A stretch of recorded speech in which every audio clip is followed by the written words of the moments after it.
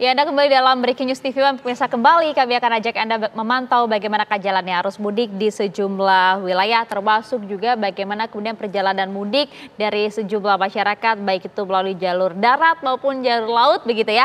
Sudah ada rekan-rekan kami yang siap mengabarkan untuk Anda saat ini. Sudah ada rekan kami, ada Margareta Novita langsung dari Pelabuhan Ciwandan, dan juga rekan kami Alvin Saputra dari Gentong, Tasikmalaya, Jawa Barat. Kita ke Pelabuhan Ciwandan dulu. Margareta, bagaimana kemudian malam hari ini, apakah ada peningkatan jumlah penumpang yang menyeberang?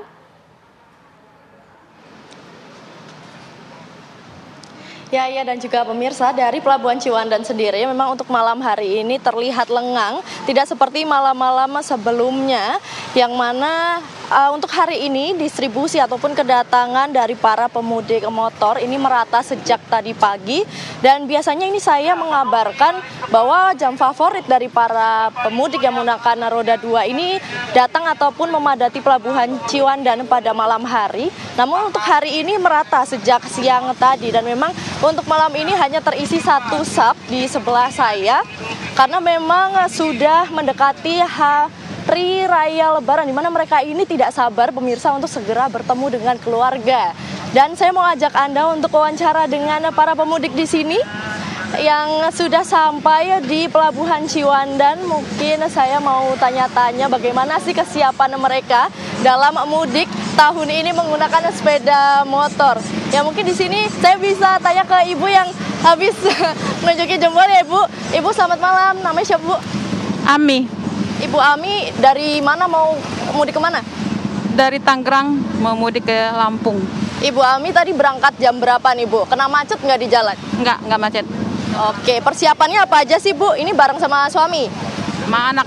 Oh, sama anak, Bu. Oke, persiapannya apa aja, Bu? Perlengkapan makan aja. Ibu tadi nonton sidang isbat nggak, Bu? Belum. Oh, belum ya, karena di jalan ya, Bu ya. Jadi kapan lebarannya? Jadi belum besok sih, Bu ya.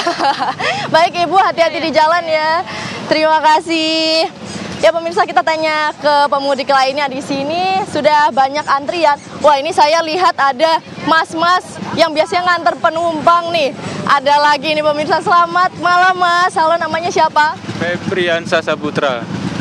Mas, ini mau nganter penumpang sampai antar pulau atau gimana nih, Mas? Ya, antar pulau ini, Mbak. Udah ada ya layanan antar pulau? Iya, ini karena sekalian pulang kampung juga. Mas, mau tanya, ini kan tadi ada sidang isbat. Udah tahu belum, Mas, lebarannya kapan? Belum tahu sih, karena tadi posisinya di jalan. Oh, baik, belum nonton ya, Mas. Jadi lebarannya ini besok Senin nih, Mas. Mas, pilih untuk mudik hari ini tuh kenapa nih, Mas? Ya, karena ada waktunya hari ini, gitu. Kemarin-kemarin masih kerja ya, Mas ya? Ya. Ini bawa apa aja nih, tas atau koper? Bawa tas aja. Isinya apa, Mas? Isinya pakaian. Oh, pakai oleh-oleh nggak bawa nih? Oleh-oleh udah dikirim duluan. Oh, udah dikirim duluan. Apa langsung beli di sana? Udah dikirim duluan. Mas, kenapa pakai jaket dari ini kerjaan nih, Mas? Ya, karena untuk biarin memang kerjaannya seperti ini gitu. Oke, biar sekalian ya, Mas ya. Takutnya nanti dikira pemirsa ada layanan antar pulau nih, kan bisa langsung ke Mas ya. Terima kasih ya, Mas. Hati-hati di jalan. Ya, itu tadi pemirsa, memang dari kemarin saya menemui banyak pemudik yang memakai atribut kurir online ataupun ojek online. Dan memang untuk para pemudik yang ada di Pelabuhan Ciwandan sendiri ini notabene adalah keluarga seperti yang ada di sebelah saya sini. Saya mau tanya-tanya ya, Bapak, permisi, namanya siapa, Pak? Siswo. Bapak mudik dari mana dan mau kemana ini? Dari Bekasi mau ke Muara ini. Pak, tadi kena macet nggak? Lancar. Lancar ya, oke. Bapak persiapan bawa anak kecil ini gimana, Pak? Ya disiapin aja jauh hari. Bapak hati-hati di jalan ya, sudah berangkat ya pemirsa. Inilah bagaimana situasi ketika para pemudik yang menggunakan sepeda motor ataupun kendaraan roda 2 ini masuk ke dalam kapal setelah tadi mengantri, dan biasanya ini mereka mengantri selama 45 menit hingga 60 menit lamanya. Dan memang seperti inilah situasi di mana para pemudik ataupun yang menggunakan kendaraan roda 2 dan sepeda motor ini menuju ataupun masuk ke dalam kapal yang sudah menunggu atau sudah bersandar dari tadi. Begitu ya, kembali ke studio. Oke, menarik saya laporan Anda Margareta Novita langsung dari Pelabuhan Ciwandan, Banten. Kita coba akan bergeser pemirsa menuju ke Jawa Barat, tepatnya di Gentong, Tasikmalaya. Sudah ada Alvin Saputra di sana. Alvin, malam hari ini seperti apa di sana? Adakah penurunan dari volume kendaraan yang melintas?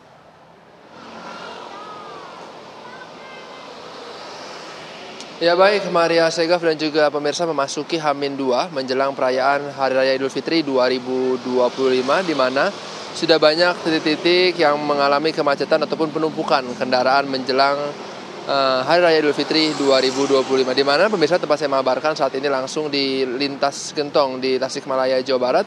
Untuk lalu lintas sendiri pemirsa bisa melihat di belakang saya ini masih terpantau ramai lancar dan masih belum adanya penumpukan yang cukup parah di daerah Gentong ini. Namun tadi untuk penumpukan sendiri di lingkar Gentong ini memang tidak bisa diprediksi karena hanya di jam-jam tertentu saja yang mengalami kemacetan ataupun kepadatan dari kendaraan mobil sendiri. Nah, untuk hari ini tadi lingkar Gentong sendiri padat pada pukul 1 dini hari ataupun setelah sahur ataupun setelah sholat subuh.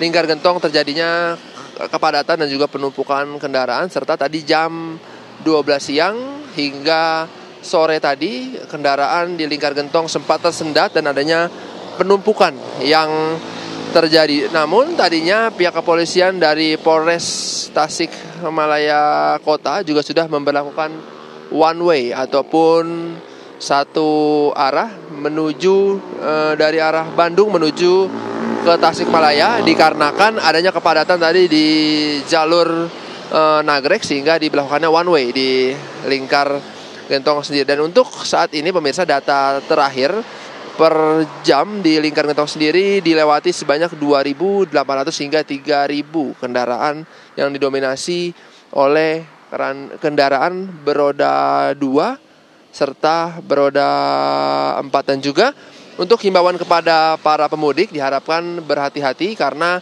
jalur Gentong ini kalau malam cukup gelap dan sangat berbahaya. Diharapkan masyarakat harus berhati-hati dan tetap waspada dan juga menjaga kesehatan tubuh dan juga kendaraan yang dibawa untuk jalur mudik ini.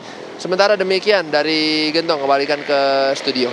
Baik, terima kasih Alvin Saputra melaporkan langsung dari Gentong, Tasikmalaya, Jawa Barat. Tadi sebelumnya ada rekan kami Margareta Novita langsung dari Pelabuhan Ciwandan, Banten. Jaga kesehatan Anda rekan-rekan semua. Terima kasih. Kalau kita lihat tadi dari 2 titik ini Ustadz, paling tidak nampaknya pemudik motor masih ramai saja di tahun ini dan masih menjadi salah satu moda transportasi favorit bagi para pemudik begitu ya. Namanya di kendaraan motor, kemudian juga perjalanan cukup jauh, tadi ada yang ke Lampung, ada juga kemudian yang ke wilayah Jawa Barat, Jawa Tengah. Emosi nggak kekontrol Ustadz kalau misalnya di jalan gitu Ustadz ya. Bagaimana kemudian kita bisa mengatur hal ini, terlebih lagi ini kan masih bulan suci Ramadan gitu ya Ustadz. Apa amalan-amalan yang bisa kita lakukan selama di perjalanan, terutama bagi para pemudik motor kita, Ustaz? Baik, jadi ini nasihat buat para pemudik, khususnya pengemudi motor ya. Tuh.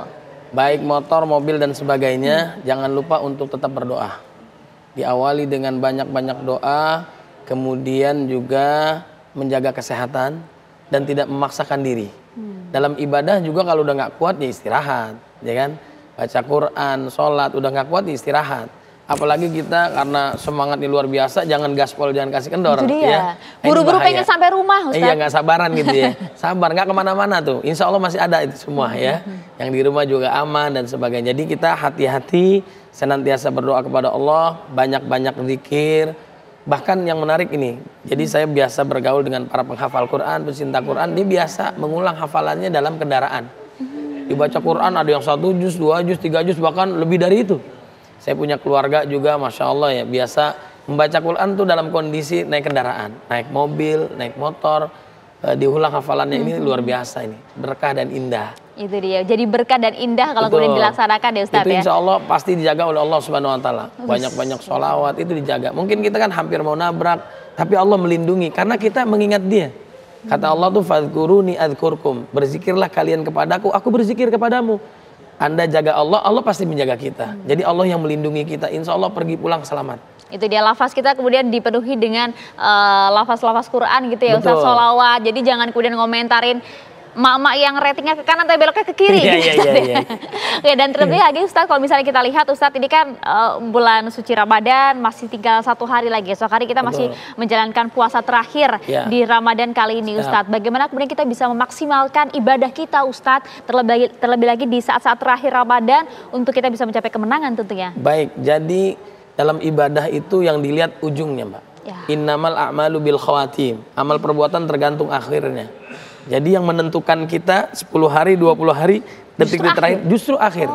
Nah, justru pacuan kuda semakin kencang gasnya di saat mau finish. Jangan malah kita blunder, malah kita berbuat salah, ikutan kebanyakan orang. Misalnya tawafnya di mall ya, misalnya ya. Tapi boleh, tapi tidak berlebihan. Ada waktunya kita masih ibadah, baik di masjid, tingkatkan amalan-amalan yang belum selesai. Kenapa dilihatnya di ujungnya? Kita harus memuncak justru. Bisa jadi malam ini atau besok kita mendapatkan keberkahan dari Allah Subhanahu wa taala. Jangan sampai sia-sia yang sudah kita lakukan kemarin. Nah, itu dia. Allah melihat tuh di akhirnya. Tinggal sedikit lagi, sabar. Masih ada 1 hari lagi di sana ya. Hari lagi ini kita akan mendapatkan kemenangan, kita akan menjadi champion, ya juara. Ramadan ini kita akan juara. Jadi jangan salah kaprah yang kemarin justru rapenya itu masjid tempat-tempat ibadah di awal ya, tapi kemudian di akhirnya justru zong. Iya, jangan sampai ini shopnya kita makin mundur apa makin maju Mbak nih. Ini kan shopnya makin maju nih, 1, 2, 3 lama-lama habis nih ya.